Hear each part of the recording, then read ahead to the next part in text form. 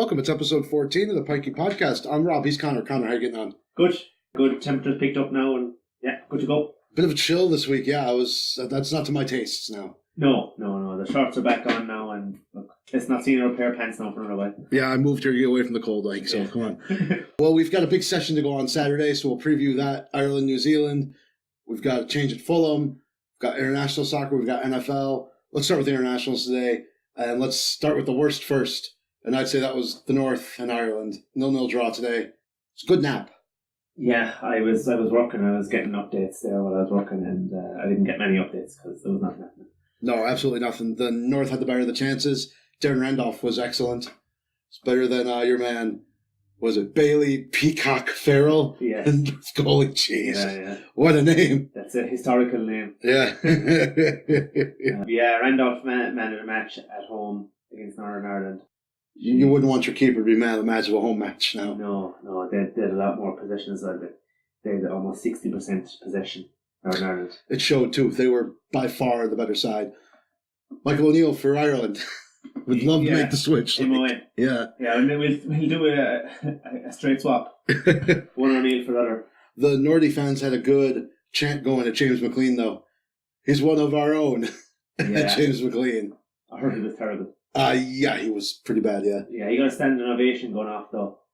It used to be for him putting in a clattering tackle or doing something good, but it was like he was terrible. He just got a standing ovation because he's James McLean and didn't wear a poppy. No, you know who Ireland need? Claudio Ranieri. Get him nice and compact, hit him on the counter-attack.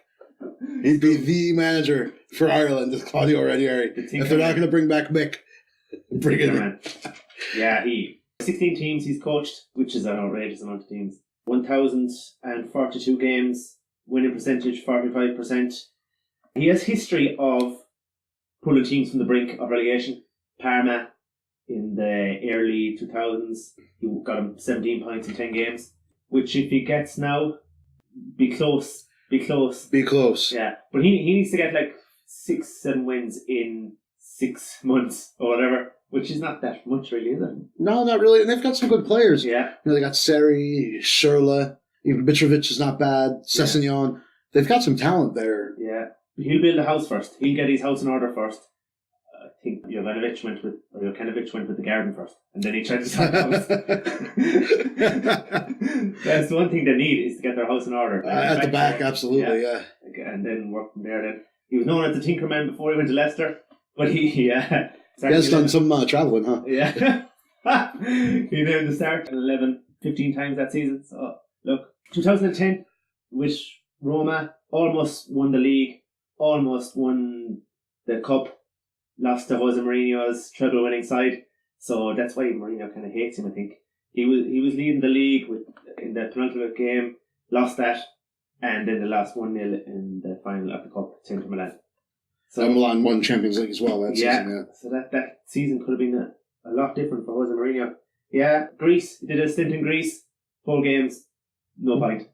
With the national side? Yeah, with the national side. And then he went to Leicester. Okay.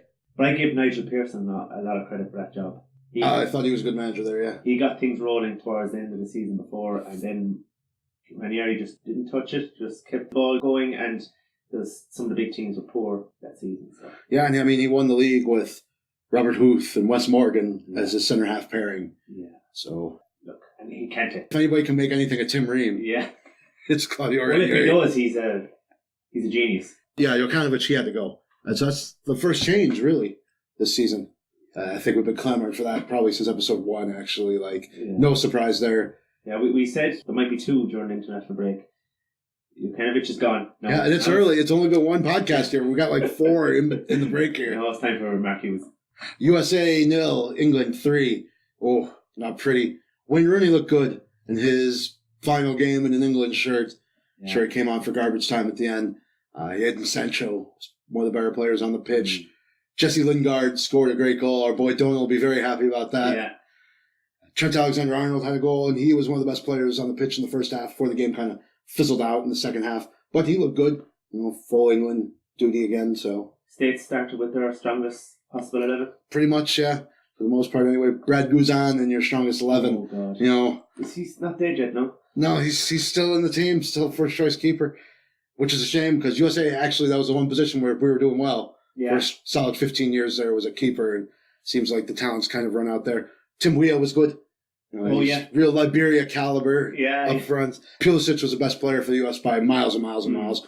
That shouldn't be a surprise. And yeah, he and Sancho going head-to-head against each other. That was the only really intriguing thing about that one. Well, that's something to build on, too. Weah and Pulisic. Yeah. And McKinney. How was McKinney in the middle of the field? Pretty forgettable. Yeah. Dele Alli was probably the best player on the pitch, so... Bobby Wood. Kind of summed up. Jeez, Big Stick Bobby. He did nothing up front. Absolutely nothing. Bobby's not great. Completely ineffective. My nap on the couch accomplished about as much as Bobby Wood up front in that one, so it wasn't pretty. Ireland, New Zealand, Saturday, 1 p.m. here. Going to be a nice session over there at Tremaine Darcy's. Drink will be taken. It will. And Ireland, do you think they'll take a win? I'm torn between, do we want to win? Make New Zealand mad before next year? They're still on about Chicago from 2 years ago. And they're pissed over that, and we're milking it to the last. It's like Munster beating the All Blacks. Return match in Dublin 2 years ago, after Ireland beat New Zealand, they just came and timbered the shit out of Ireland. Yeah. For 8 minutes, so. That's my recommendation for Timber Camp as well, is the New Zealand boys. Absolutely timber Ireland. It'll be a good game. Very traditional. Depends on the weather, of course. The weather last week versus England was poor, and England went up 15-0. And they were a try away from winning that one at the end. Which is probably like a 25-point lead in any other conditions. I'm torn between winning and losing. I'm not sure if I want either. A draw might do it. GA would like that result anyway. Replaying Cup Park. Sell out. I saw Kieran Marmion, he'll be in. Yeah. Team, so that'll be a big test for him at number 9, I feel like. Yeah, definitely. Up with Aaron Smith, probably the best number 9 with Murray in the world. Ireland missing Sean O'Brien. Huge loss. They rate him very highly in New Zealand. Second row, Devon Toner's in there up against Rotalic and Whitelock. Probably the best second row partnership ever. Rotalic, fantastic player. He's unbelievable. Yeah, he's unbelievable. He gets through so much work. Toner's in there for the lineouts to organise things. He's a good man in the lineouts, in fairness. Who was it? Was Ian Henderson that was cocking him up last time? Yeah, he's making a ball of him, yeah. Toner's supposed to go in there and he calls the shots and everything, so he's the real deal inside there. And Rob Carney back at fullback. Yeah. As expected, but still. Yeah. Oh, they would have. Has to be in there. Yeah, definitely. Yeah, he's just so solid. I did my combined 15 based on matchups for Saturday's game. I'm interested to hear how many Ireland players make it into this combined 15. So there's 10 New Zealand, 5 Irish. Go for it. The props, Healy and Furlong. So there's 2 Irish. Hooker went for best. I went for the All New Zealand, second row. Metallic and Whitelock. Then I've O'Mahony, Sevilla and Kieran Reid, number 8. 9 and 10, Aaron Smith with Sexton. Centre pairing, Crotty, Ringrose. I have on the wings, Rico, Ione and Smith. And Mackenzie, number 15. So a good 15 right there. Yeah, but the only thing is, if Murray, Henshaw and O'Brien were playing, I'd have them in there, which would bring it up to 8, 7th Ireland. And a notable omission is Bowden Barrett, probably the best player in the world. But pure number 10, Johnny Sexton, Bowden Barrett misses a lot of kicks. But if I had to put Bowden Barrett somewhere, I'd put him at maybe 15. Johnny Sexton's playing great anyway, yeah. So like... He's orchestrator, really, like, isn't he? One of the finest players in the world. Yeah, so. Yeah. Whoever actually wins that matchup Saturday will probably get player of the year. If Ireland win, they won't go number 1 though. I saw by the numbers, by the way the formula works out. If England would have beaten them last week and Ireland would have beaten this week, Ireland would have gone number 1. With the tens let us down, or the English let us down as usual. In a real surprise there, yeah. But yes, do you know the way New Zealand have been given out about the likes of Bundy, Eki and all those players? Right. We're stealing those players. So the first ever captain of a travelling New Zealand team to the Northern Hemisphere was captained by an Irishman, Dave Gallagher, born in Donegal. Doki loved that. I can hear his voice already. Yeah, right nearby. Yeah, immigrated to New Zealand when he was very young. Captained the Originals, they call him, in 1905. Jesus. Yeah, they won 34 of 35 tests, scored 976 points, conceded 59, joined the army. He actually lied about his age. He was too old to join the army. Too old? Interesting. Yeah, he died in Belgium and was buried in Belgium in 1917. Died in the war. So, hope yours, New Zealand. See how it goes on Saturday, huh? Yeah. Similar case, Michael Obafemi was on the bench for Ireland soccer today. Yes. So it looks like the decision's been made for him. Yeah. Father from Lagos, mother from London. Neither are hurling stronghold. Good hand. Yeah. Hopefully doesn't use them too much. Yeah, look, he's a Premier League striker. Yeah. Even if he has only played 20 minutes. Geez, a bad couple of days for you. Yeah, it's not been great. And Guatemala took a 7-0 hammering today as well. Poland The lost hands of 1-0. Israel. Poland lost 1-0. Yeah. USA lost. You're 3-0. You're still undecided who you're going to declare for it all here. I'm still waiting for that call up. So, I got called into the county team. I'm thinking about sticking with the GAA there. So Yeah. I'm not committing my future to international soccer. No, not yet. I'm sticking to club football for now. No dual players. No. And if the county calls, we'll see what happens then. But NFL? Yeah. Starts in about 20 minutes. Green Bay Packers, Seattle Seahawks. That should be an interesting one, actually. That's two teams that are scrambling for their playoff lives at the moment. Yeah, it's going to be good to see Russell Wilson go up against Rodgers. Two exciting quarterbacks. Two different styles, but you'd be thinking Seattle at home to do that. You'd think so, yeah. Not too high on Green Bay. I think their defense is very weak. I think Russell Wilson might pick them apart tonight. Yeah. So, my pick for Timbercam, Bengals at Ravens, could be ugly. Could be very ugly in terms of quality of play. Our friend from Cleveland got in there now as well. Yeah, with Hugh Jackson there. Yeah, he spooked his way in. Yeah, and the Bengals are starting to Bengal their way through the year. So yeah.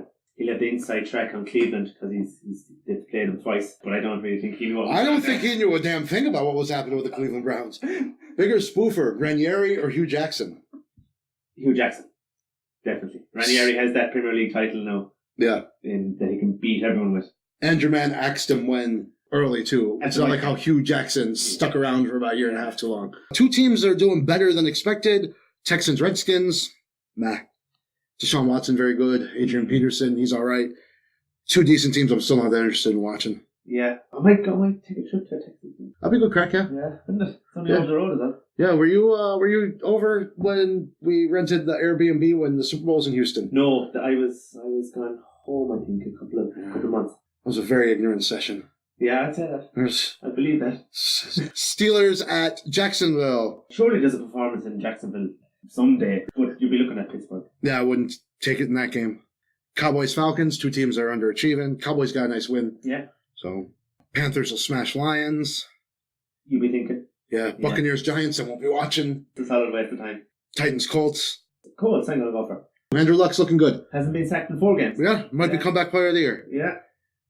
Broncos at Chargers, disappointing Broncos. I'd say Chargers blow away. Yeah, Chargers are decent. They're kind of that level below the top 4 or 5. They're a good team, but they're just not good enough. Right. Good quarterback. They might make it to a conference final kind of thing. Yeah. Eagles at Saints. Get to the better stuff on the palette here. Eagles underachieving. Saints. I think Drew Brees is my MVP at this point of the season. Yeah. Between himself and Mahomes, isn't it? They're the two best players by far, I'd say. Yeah. I give it to Brees. Mahomes has more touchdowns, but Brees is better at most other statistics. So probably more important to the team as well, I think. Yeah, and I was shocked to see he hadn't won an MVP before because I could have sworn that in one of his record-breaking seasons he had. But no, he never has. Oh, I'll give it to him. Yeah. Give it to him now. I'd say he'll be MVP. Yeah, one of our own. Vikings at Bears. Oh, I'm looking forward to that. That's night game NBC. Won't have to get up off the couch to watch the Bears. Be a very comfortable watch for me. Bears are going good. They are. Better than expected. Winner will be leader of the division with 6 games to play, so there's a lot riding on that, good positioning. So if the Bears fancy themselves contenders, they'll start it there. Yeah. And then Monday, probably the best game of the year so far, supposed to be played in Mexico City. Turf wasn't good enough, been moved to LA. Chiefs, Rams. That's going to be a titanic battle. It is. It's going to be high scoring. Yeah, I'll take the over. Whatever it is, I'll take the over. What's it, 60? Yeah, it's... I haven't seen it. 63.5 or something like that again. So, yeah, I'll definitely take that all day long. Oh, yeah. Smash it. I'd say the Rams are delighted they got moved out of Mexico City. They've now got a home game against the Chiefs. Yeah, exactly. There's just so much firepower. All depends on the quarterbacks, probably. Who's going to play better.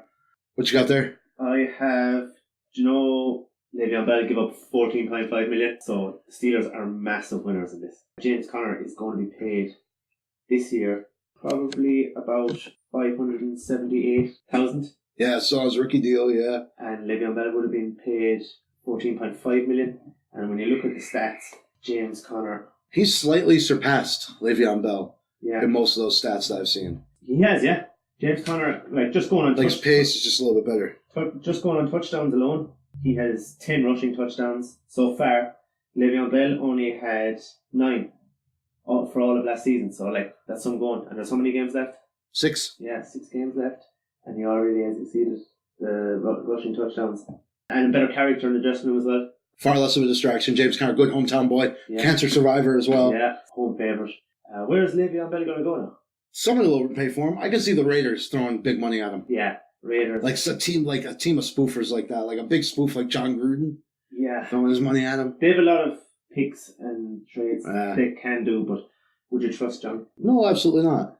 But I think whoever is going to pick up Le'Veon Bell is going to overpay for him. So yeah, he's going to be wanting better than Todd Gurley money. And Todd Gurley's on an obscene amount of money. So he's not as good as Gurley either. Not as young either. No. They're talking about the Jets. Jesus, the Jets. I know where you're going. You're moving to New York. That's the only good thing. Yeah. It's a nice bit outside of New York. The stadium. Yeah, it is. It's a nice little trek. Different state, no. Yeah, it is. It's not even New York. It's in New Jersey, yeah. It's a bit of a farce, isn't it? Yeah. Well, the Jets are a bit of a farce, really. Yeah. Baltimore, maybe. You should have signed. He should have. Yeah. So, but also, I was reading an article that was saying one thing that he'll be happy for is the year of rest off his body, too. Mm. That the offseason is so short that you never fully recover. And now he's getting a chance to really get his body right. So as a running back as well, that's probably the most important. They take a nice bit of punishment in fairness to them. I think the analytics are starting to bear that out too. Like running backs aren't getting drafted as high anymore. Yeah. They're not getting as much money anymore. The league's really turned over towards passing. Interesting play. I don't think it'll pan out for him. No. In the long term financially. Thrown away $14.5 million, which is fair. Yeah. I don't want to rest for that money. No. Well, you're not shy of a little bit of work, so. No. If he wants a job, Le'Veon, just get onto me there and cut a few lawns, trim a few hedges if you want, if you're stuck for a few pounds.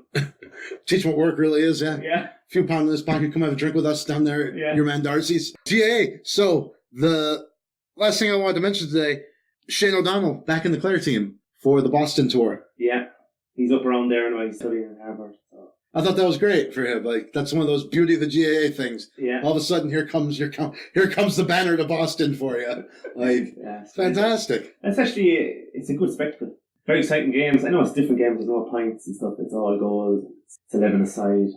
Yeah. Sure, but you can't fit even the pitches that we're able to make out of 2 soccer fields here. They're still smaller than that. At Fenway, it's a small pitch. They are, but they get 30,000 there. Yeah, that's what I was saying. That last year, 28,000. So, and I think it holds about 34 total. Yeah, some good games on actually at home this weekend. Ulster Championship, Coleraine, Scottstown, Guido across McLean. So there'll be plenty of timber in that one. Munster final, the Piercy against Ballygunner. That'll be a good game. Leinster semi-finals. Then you've Nave Aina from Wexford against Ballyhale. Ballyhale take that. TJ Reid was out with Kilkenny last week in Sydney. Yeah, in Australia, which was a strange one, really, isn't it? With jet lag and all that kind of stuff. You're going to play a Leinster semi-final this week. Would you say that's pressure from Brian Cody? Has to be. I don't know. Maybe Shefflin's his manager with Ballyhale. Maybe just say, "Go out there and enjoy yourself." Yeah. What if he comes back now and gets 115? Right. Or what if he comes back not ready to play? Yeah. That could go really either way. Yeah. I'd say he'll look after himself. I'd say it's lucky you're not marking him at the weekend. So. Oh, I'd say. Oh, yeah.